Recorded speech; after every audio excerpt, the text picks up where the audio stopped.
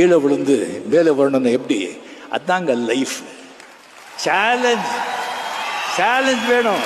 Okay, இதாச்சா ஒரே கடை பார்த்துக்கூடாது, இல்லைன்னா இது பாரு, இல்லைன்னா அது பாரு நிற்கணும்.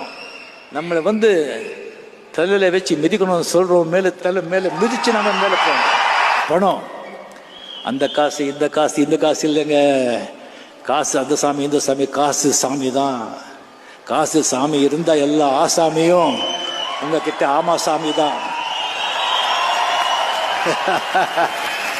அதுக்காக இந்த காசே நீங்கள் வாழ்க்கையில், காசு ஆக்சிஜன் மாதிரி, காசு டெஃபினட்டாக வெளியில் வாழ முடியாது.